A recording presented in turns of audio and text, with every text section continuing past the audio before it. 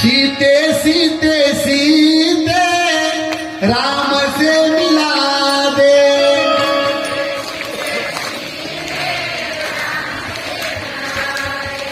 काय आवाज आहे, मरावान तुमच्या पोटाला यावं. काय आवाज आहे, वा वा वा. हे तुम्हाला सांगू का, ही कॅसेट सध्या महाराष्ट्र पाहतोय सगळा, सगळी तुमची कॅसेट. हो, त्याच्यात सगळं कळतंय. कोण्या बाईच्या डोक्यावर पदर आहे, कोणाच्या नाही, सगळं कळतंय. इतक्या चांगल्या मावल्या महाराष्ट्रात कुठं नाही. हो, काही काही पडलेली होती ती घेतल्या.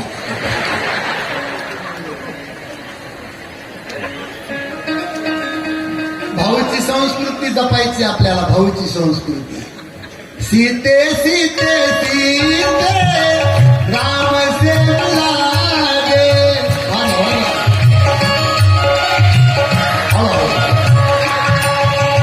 राम से मिला दे, सीते श्याम से मिला दे. वाह. माता पार्वती शिव से मिला दे.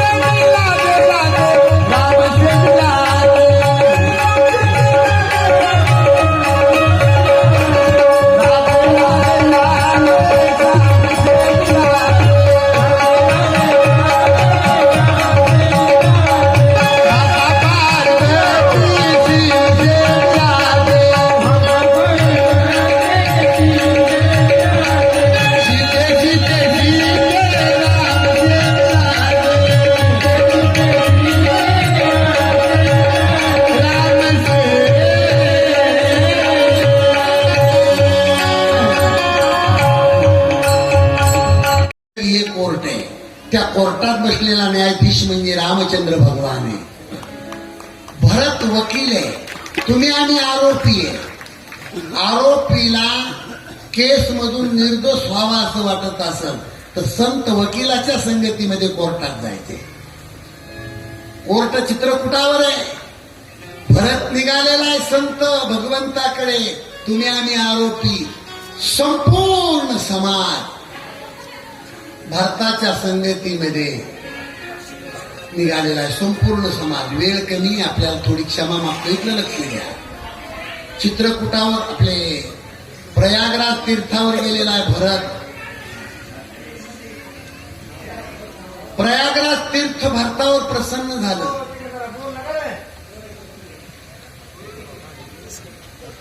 बोलू नका, खूप महत्वाचं. इकडे लक्ष द्या. तीर्थ हो 350 तीर्थ आहेत जगामध्ये. 350 तीर्थाचा राजा प्रयागराज तीर्थ आहे. ते प्रयागराज तीर्थ भारतावर प्रसन्न झालं. बोल भरत, तुला काय पाहिजे? मी प्रसन्न आहे तुझ्यावर. तुझ्यासारखा बंधूवर निस्वार्थ प्रेम करणारा बंधू जगात कुणावरी नाही. बोल तुला काय पाहिजे? अर्थ पाहिजे, धर्म पाहिजे, मोक्ष पाहिजे का काम पाहिजे? 4 पुरुषार्थापैकी कुठलाही पुरुषार्थ मान. नीट लक्ष द्या. तुम्हाला विनंती माझी, नीट लक्ष द्या. तो भरत म्हणतो अर्थ नको. अर्थ म्हणजे धन. अर्थ म्हणजे त्या धनामुळं माझ्या अयोध्येचं वाटोळं झालं, ते अर्थ मला मान्य नाही. धर्म, जगाने बंधुप्रेम पाळावं म्हणून तर माझा दादा जंगलात झाडाचा पाला खात फिरतो. जगाने धर्म सांभाळावा म्हणून तो धर्म सुद्धा मला मान्य नाही म्हणतो भरत. अर्थ, धर्म, काम, काम. बापरे, कामाच्या तयारी जरा माझा बाप. गोरी पान दिसायला होती ना काही काही, तिथंच बसायचा. तो काम मला मान्य नाही. कामाच्या आहारी गेला माझा बाप म्हणून तर राम वनवासाला गेला. मोक्ष, मोक्ष प्राप्त झाल्यावर हे भजन कीर्तन करता येत नाही. मला मोक्ष मान्य नाही. अर्थन धर्म में काम रुचि गति चहु गिरवा.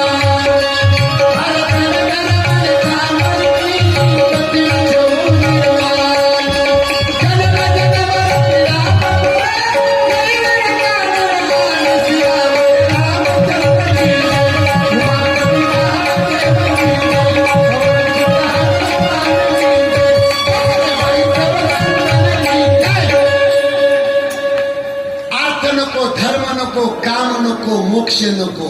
इकडे लक्ष द्या. अर्थ नको, धर्म नको, काम नको, मोक्ष नको. ते तीर्थ म्हणते भरत, मग तुला देऊ काय? मी तर तुझ्यावर प्रसन्न आहे. काय देऊ तुला? काय मागणे बघा. अर्थ न धर्म न काम रुची गतीन चहु निर्वाण. काय मागितलं? जन्म जन्म रती राम पद. जन्मोजन्मी रामाचे चरण माझ्या हृदयामध्ये विराजमान राहावे, एवढंच माझं मागणं आहे. जन्म जन्म रती राम पद यही वरदान नान सियावर. रामचंद्र की जय, उमापति महादेव की जय, पवन सुत हनुमान की जय, बोल रे भाई सब संतन की जय. तिथून भरतजी निघाले. चित्रकूटावर रामाच्या भेटीसाठी खूप महत्वाचा प्रसंग आहे, पण शांतता ठेवा, लक्ष द्या. चित्रकूट पर्वताच्या पायथ्याला भरत, शत्रुघ्न, चतुरंगी निशाणा सगळा समाज घेऊन गेले. ओ 2 भिलाच्या लोकांनी पाहिलं. चित्रकूट पर्वतावर पर्णकुटीच्या दारात रामन सीता इकडे तोंड करून बसलेत. 100 फुटावर लक्ष्मण बाणाला धार लावित होता. एवढ्या 2 भिल आले आणि लक्ष्मणाला सांगत बसले, काय ओ लखन भैया, ओ लखन भैया, तुमच्यासारखे 2 जण, तुमच्यासारखे राम लक्ष्मणासारखे 2 जण चतुरंगी निशाणा घेऊन डोंगर चढते. डोंगर महाराज लक्ष्मणाचं डोकं तापलं. आमच्यासारखे दोघं आणि चतुरंगिनी शेणा हे वाक्य ऐकलं नक्की कैकेयीची मुलं असावीत. आणि शेवटी माय चांडाळीन पोरं चांगले कसे जन्माला येते. कैकेयीनं अंधारातून पाठवला असावं. भरत शत्रुघ्ना जंगलामध्ये निष्कलंक राज्य करा. लक्ष्मण विकल्प शिरला. विकल्प, कल्पना, संशय. आणि तो लक्ष्मण काय म्हणतो, हा कैकेयीची बेटे असतील, भरत असेल, शत्रुघ्न असेल. पण भरत शत्रुघ्न लक्षात ठेवा, तुम्हाला वाटत असेल जंगलामध्ये रामाला कोणाची साथ नाही, पण हा शेषाचा आधार लखनलाल. अरे वाघ जसा पल्याला फाडून फेकतो भरत, तसा तुला आज लक्ष्मण फाडून फेकणार. ऐकायला कोणी कोण ऐकते? महाराज राम ऐकते. खाली मान घातली आणि हुमरू हुमरू जगाचा बाप ओढतो. काय माझा भरत आहे, माझ्या भरताचं अंतकरण आईच्या अंतकरणासारखं. आणि काय लक्ष्मण भडाभड लक्ष्मणजी बोलतात आणि राम खाली मान घालून राहतात. प्रसंग पहा. एवढ्यामध्ये झोपडीच्या पाठीमाग भरत आणि शत्रुघ्न आले. भरताचं आणि शत्रुघ्नाचं तोंड इकडे, लक्ष्मणाचं तोंड इकडे, राम आणि सीतेचं तोंड झोपडीच्या दारात इकडे. अगोदर भरत शत्रुघ्न कुणाला दिसते? तर कुणाला दिसले? लक्ष्मणाला दिसले. लक्ष्मणाची नजर गेली भरत शत्रुघ्नाकडे. भरत आणि शत्रुघ्न त्यांच्या डोळ्यातलं पाणी गळत होतं. त्यांचं डोळ्यातलं पाणी, काय भाव आहे त्या पाण्याचा, ते ग्रंथात लिहिलंय. भरत म्हणत होता लक्ष्मणाला, ए लखन, कैकेयीने आमच्या तोंडाला काळं लावलंय. पाप करणाऱ्या बाईची लेकरा होत आम्ही. भटकत भटकत बिगर अन्न पाण्याचा आलो. ए लखन, तू दादाच्या पायाजवळचा पुजारी आहेस. रामाच्या समोर यायची आमची लायकी नाही. आम्ही पापिनीचे लेकर आहोत. रे लखन, तुझ्या पाया पडतो. तू देवाच्या पायाजवळचा पुजारी आहेस. आम्हाला रामाच्या पायावर नेऊन घाल. तो भाव भरताच्या शत्रुघ्नाच्या डोळ्यातला पाहिला. एवढा बिघडलेला लक्ष्मण जाग्यावर आला. पळत आला लक्ष्मण, रामाचे पाय धरले. दादा उठा.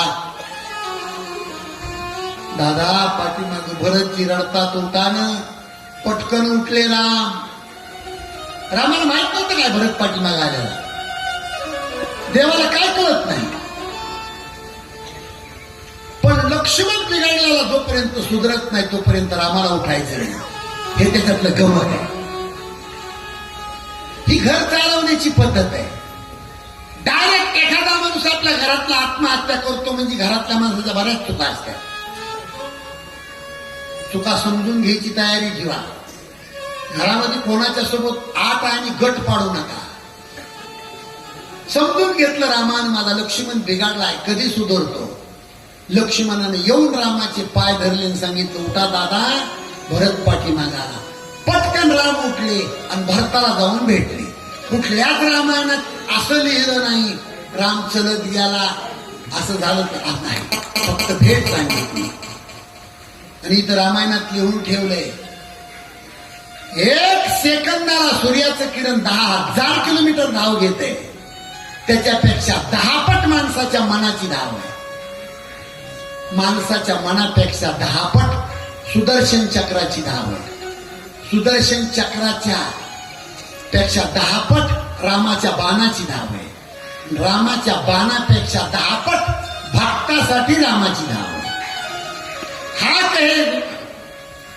हा कहे लक्ष्मी, ती कहे गजराज, आगे गोली चली तो पीछा होता है आवाज. रामाच्या मानावर मान टाकून खूप रडले भरतजी. भरत रामाला भरत म्हणतो. दादा, भरत रामाच्या मानावर मान टाकून रडले. पहिलं वाक्य भरताच्या तोंडातलं, दादा, कैकेयी जगातली 1 नंबरची पापी बाई आहे. कैकेयी सारखी पापी बाई जन्माला येऊ शकत नाही. पुन्हा रामानं तोंड दाबलं. राम म्हणले भरत कैकई पापी. आणि कैकई कशी पापी असू शकते? कैकई जर पापी आहे भरत, तर तुझ्यासारखा संत तिच्या पोटी कसा जन्म घेतो? कशी कैकई पापी? भरत म्हणतो दादा तिने तुम्हाला वनवासाला पाठवलंय. तिथं गदी मांडगुळ करायची रचना आहे. गायले सुधीर फडक्यानी. राम म्हणले मला कैकईनं बाबानं नाही वनवासाला पाठवलं, हा माझ्या संचिताचा दोष आहे.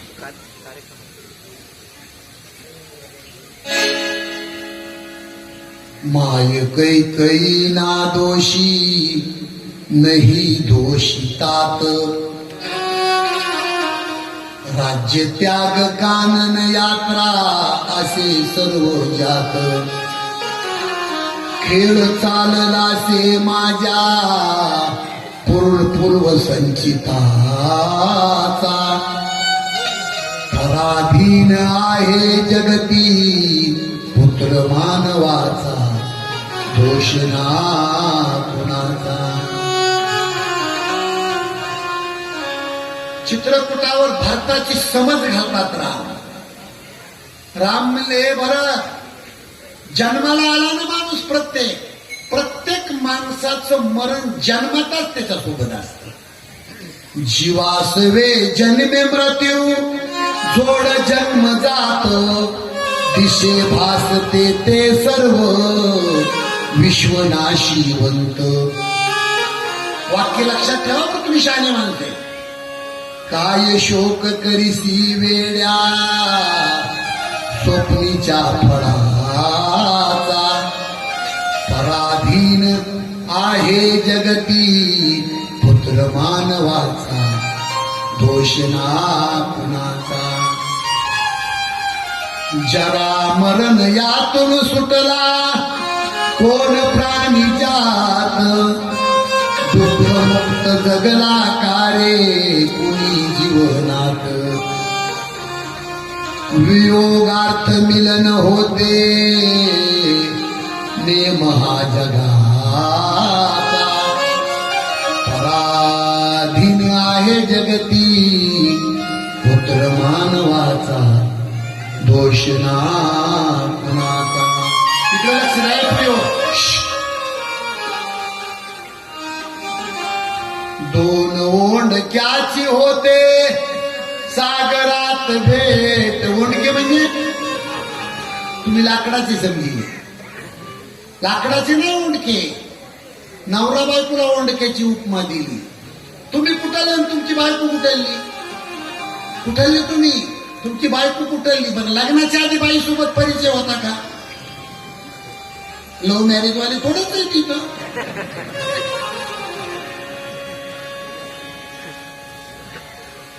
पण काय देवाचा उपकार रमेश भाऊ, प्रत्येकाला गोंडच बायको दिली.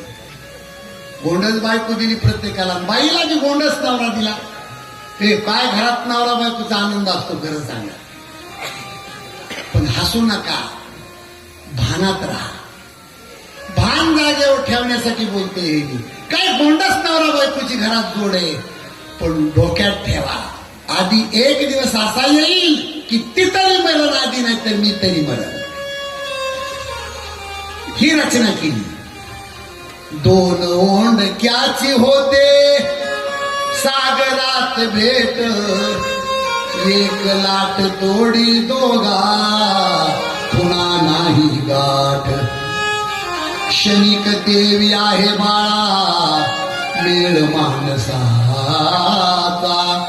पराधीन आहे जगती पुत्र मानवाचा.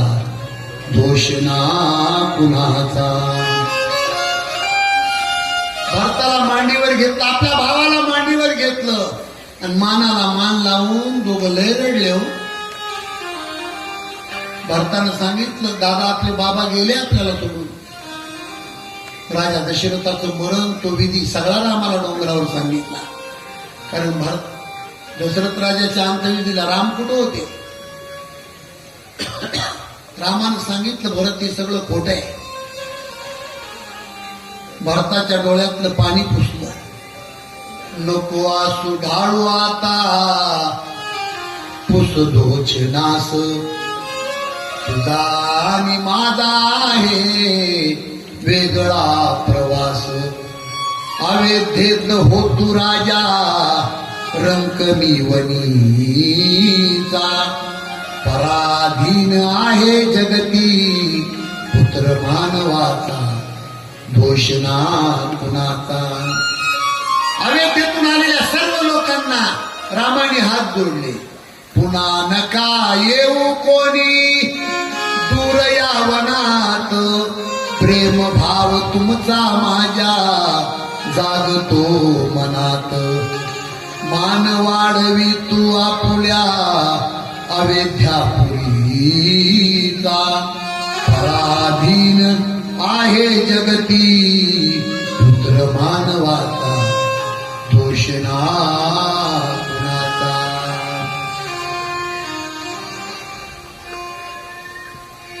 पायातल्या खडावा काढून दिल्या रामानं. आपल्या बंधूच्या खडावा डोक्यावर घेऊन त्या डोंगरावर नाचले हो भरतजी. बंधुप्रेम रामायणामध्ये शिकवलंय. आज या मंडप मध्ये असेही काही माणसं आहेत की बायकोचं ऐकून सख्या भावाचं तोंड सुद्धा पाहत नाही ते. असेही काही माणसं आहेत. त्याच्यासाठी रामायण आहे. त्याच्यासाठी रामायण आहे. सकाळी सावत्र बंधू पण दादाच्या पादुका घेतल्या डोक्यावर आणि थै थै थै ते नाचले. आणि रामाला तिथं भरताना सांगितले दादा येतो की. दादा येतो पण माझी शपथ आहे दादा तुम्हाला 14 वर्षाचा शेवटचा दिवस मावळेपर्यंत भरत दिसाल.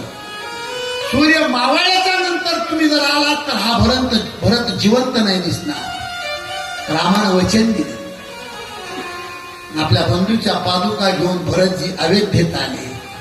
राजगादीवर त्या पादुकाची पूजा केली. अयोध्येत करमत नाही, बरं वाटत नाही. कौशल्या मातेची परवानगी घेतली. नंदीग्रामामध्ये जमिनीत खड्डा खोदला आणि त्या खड्ड्यामध्ये बसून 14 वर्षासाठी रामाचं भजन सुरुवात केलं. याला म्हणतात निस्वार्थ बंधू, निस्वार्थ प्रेम करणारा बंधू. असो पाहता पाहता 13.5 वर्षाचा वनवास रामाचा संपला चित्रकूट पर्वतावर. आणि एक दिवशीचा प्रसंग आहे. लक्ष्मणजी कंदम मूळ फळ आणण्यासाठी गेले होते. वटवृक्षाच्या छायेखाली राम आणि सीता बसले होते. शाब्दिक भांडण लागतंय रामाचं आणि सीतेचं. राम सीतेला म्हणले हे सीते, त्या झाडावर एक वेल चढलेली होती. त्या वेलीला झाडाला पाहून राम सीतेला म्हणले जानकी झाड किती भाग्यवान आहे गे की झाडाला अशी वेल प्राप्त झाली. सीता म्हणती नाही पतिदेव, वेलच भाग्यवान आहे की वेलीला असं झाड चढण्यासाठी प्राप्त झालं. राम म्हणले तसं नाही सीते, झाड भाग्यवान आहे, झाडाला वेल प्राप्त झाली. तसं नाही पतिदेव, वेल भाग्यवान आहे की वेलीला झाड चढायला मिळालं. तसं नाही सीते, तसं नाही प्रभू, तसं नाही सीते. शाब्दिक नवरा बायकोचं भांडण एवढ्यात लक्ष्मणजी आले. लक्ष्मणजी आल्याबरोबर राम म्हणले हे लखन, माझ्या प्रश्नाचं आधी उत्तर दे. झाड किती भाग्यवान आहे की झाडाला अशी वेल प्राप्त झाली. सीता माता म्हणल्या भैया, लखन भैया आधी माझं उत्तर द्या. वेल किती भाग्यवान आहे, वेलीला चढायला झाड मिळालं. राम म्हणले लखन आधी माझं उत्तर दी. सीता म्हणते आधी माझं उत्तर द्या. राम म्हणले आधी माझं उत्तर दी. सीता म्हणते अगोदर माझं उत्तर द्या. लक्ष्मणजी म्हणले थांबा थांबा थांबा थांबा.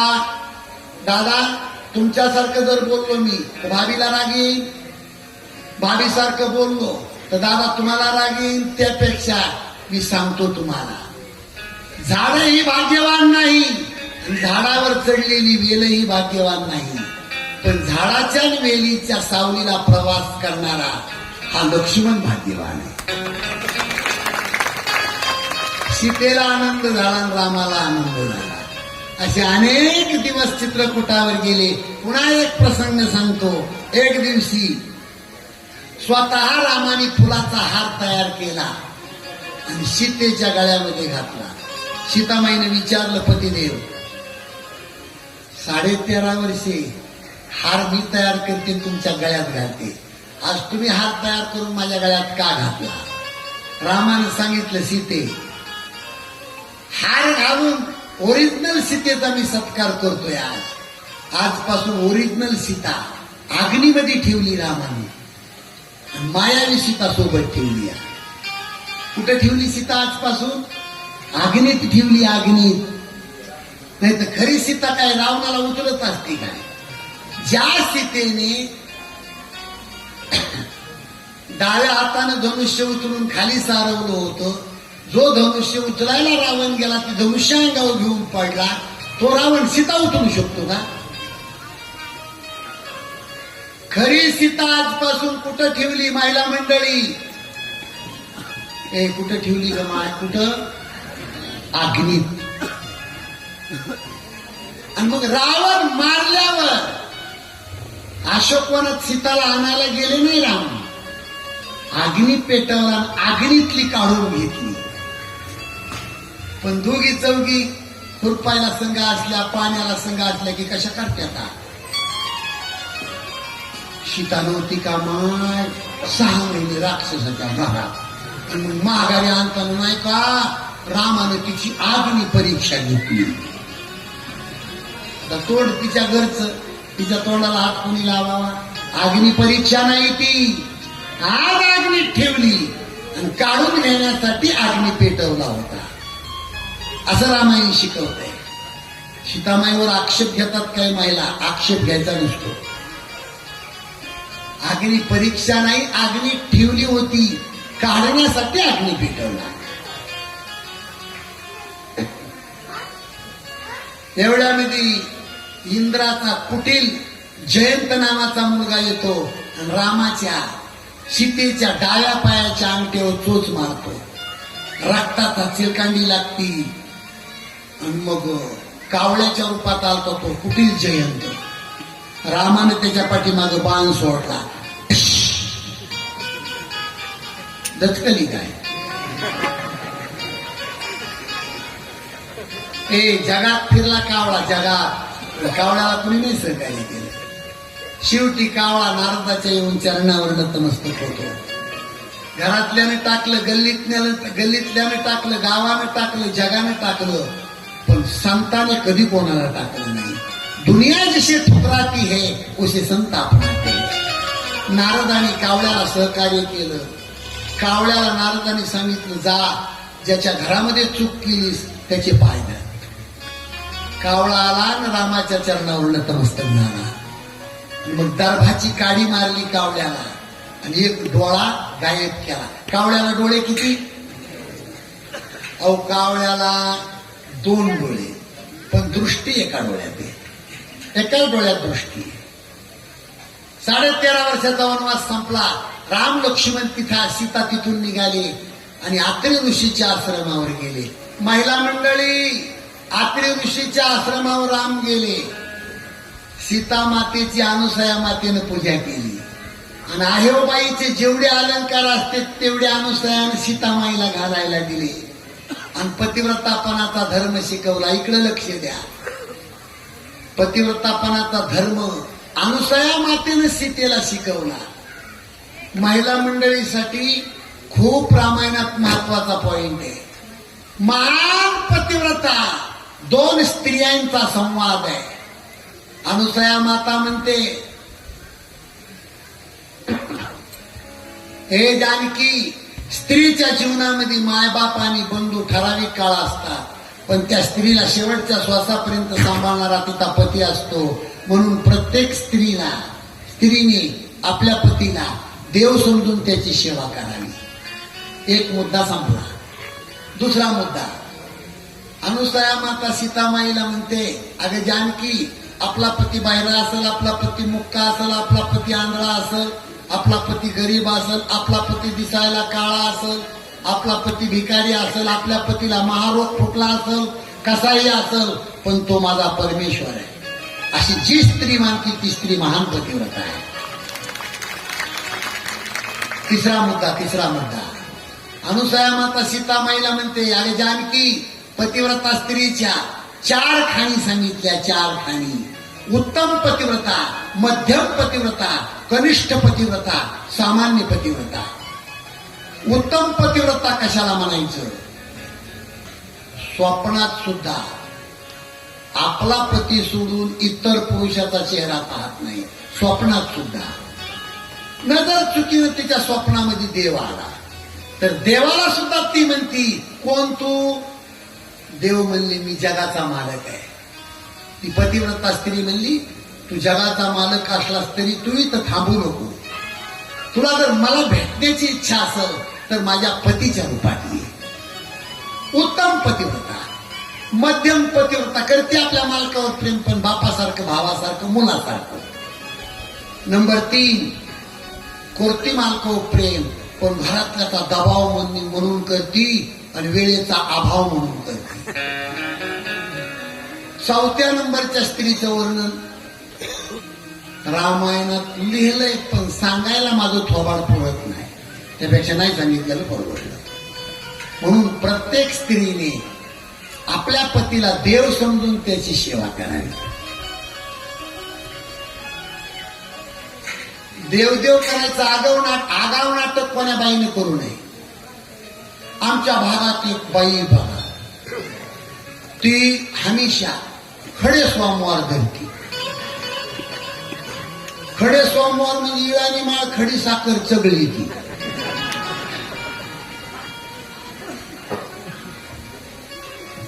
खडे सोमवार धरी ती.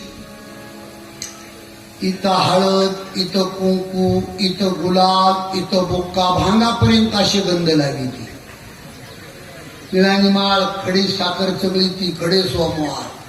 महिना एक महिना नवऱ्याचं बनेल सुद्धा धुत नाही. नाही का गाड्या इतकी पुरावा ही खड्या सोमवारावाली.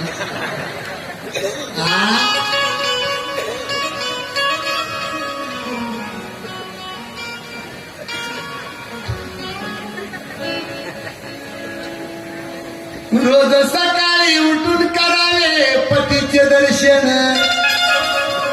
आपल्या पतीला व नित्यमाना तुम्ही द्यावा प्रमाण. जरी का पती राग भरले बाईने बोलावा हसून. अपराधाची क्षमा मागावी पदरे पसरून. पदर पसरायचं जमन काय तुम्हाला नवऱ्याच्या पुढं? ते इतक्या हलक्या कागदाच्या थोड्याच तुम्ही शक्य नाही.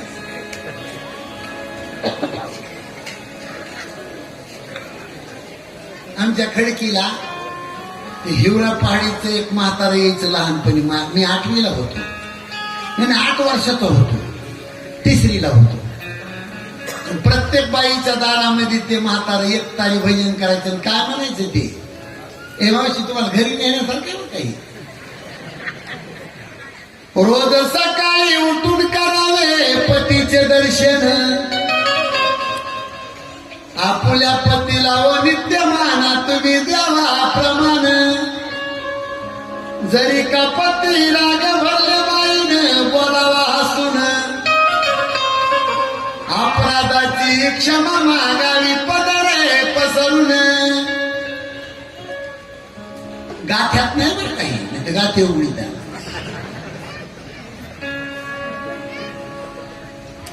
ते प्रल्हाद शिंदेने एक झलक गायली रमेश भाऊ, थोडीशी झलक आहे.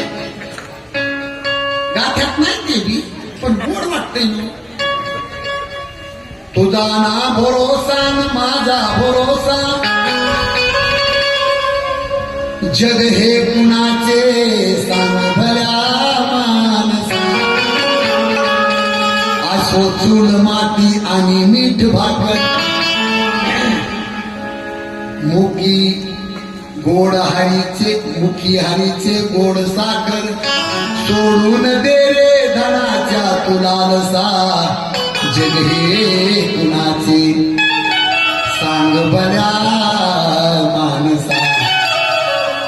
कधी लागेल रे वेड्या तुला गोडी अभंगाची.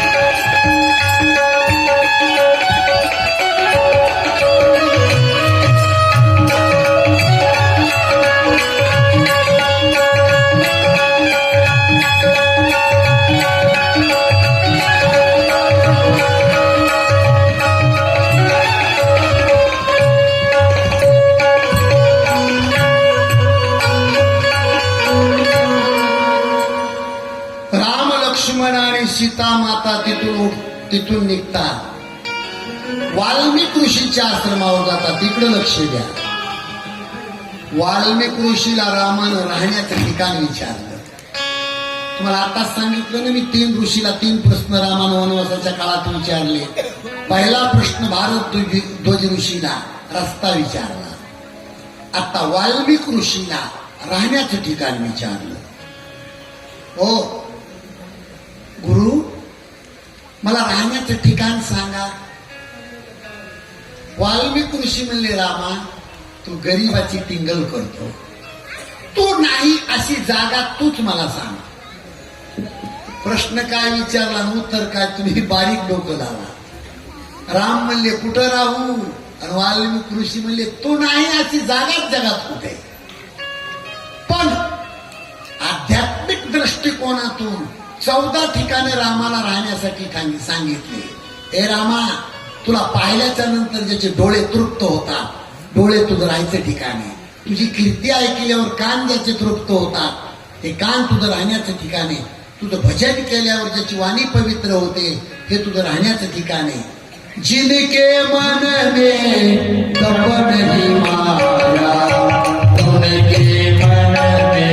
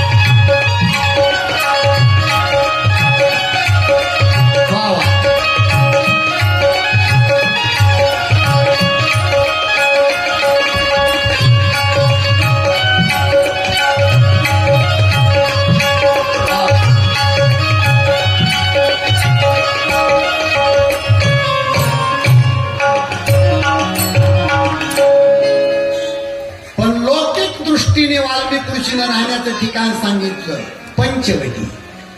पंचवटी जिथं गोदावरी नदीचा जो चंद्रासारखा आकार आहे, त्या कोपऱ्यामध्ये 5 वडाचे झाड आहेत, म्हणून पंचवटी. राम लक्ष्मण सीता तिथून निघाले अगस्त्य ऋषीच्या आश्रमावर. अगस्त्य ऋषीला रामाने राक्षस मारण्याचे मंत्र विचारले. का बरं? अगस्त्य ऋषी एका घोटात समुद्र पिऊन टाकला होता. आतापी वातापी इलवून त्यांची कथा सांगितली जाते. समुद्राच्या पलीकडे राहणारा रावण आहे. समुद्र पिऊन टाकण्याची शक्ती ज्याच्याकडे, त्याला राक्षस मारण्याचे मंत्र रामाने विचारले. चला, पंचवटीच्या ठिकाणी राम लक्ष्मण सीता गेले. लक्ष्मणाने 2 पर्णकुट्या बनवल्या. एक पर्णकुटी राम सीतेसाठी, एक पर्णकुटी लक्ष्मणासाठी, आणि तिथं रामाचा मुक्काम होतो. त्या रामायणाचा संदेश आहे सज्जनांनो, इकडे लक्ष द्या. नाही एखाद्या गरीबाच्या चरणावर तुम्हाला फुल वाहता आलं तर वाहू नका, पण स्वतःच्या स्वार्थापोटी एखाद्या गरीबाच्या रस्त्यात काटेकडे टाकू नका. तो काटा आपल्याच पायात मोडत असतो याचं भान ठेवा. काय करू शकत नाही माणूस देव होऊ शकतो. देव नाही होता आलं तर चालेल. संत कधी होऊ भगवान बाबान भाऊ आपण नाही कधी होऊ शकत, पण माणूस म्हणून जगायला काय हरकत आहे. खायचं ते खा, प्यायचं तेच प्या. भलतं सलतं खाऊ नका, भलतं सलतं पिऊ नका, भलतं सलतं वागू नका, भलतं सलतं बोलू नका. सदाचारानं वागता येत नसेल तर वागू नका, पण नीच पाप दुराचारी गुंडगिरी करणाऱ्या माणसाला सपोर्ट कधी करू नका. गावात गल्लीत गुंडाच्या टोळ्या तयार होतील. चांगल्या माणसावर आत्महत्या करण्याची वेळी येईल. एखाद्या गरीबाच्या घरामध्ये दिवा लावून प्रकाश करता आला तर करा, नाही करता आला तर करू नका. पण कोणाच्या घरातला दिवा विझवून अंधार कधी करू नका. अंजैशी करणी वैशी भरणी हेही कधी विसरू नका. म्हणून 2 हातांनी टाळी वाजवायची, मुखाने संदेश म्हणायचा. अशी ताई बाबा अशी सारखी ताई हा रक्तवाली बाई तिला फिरवले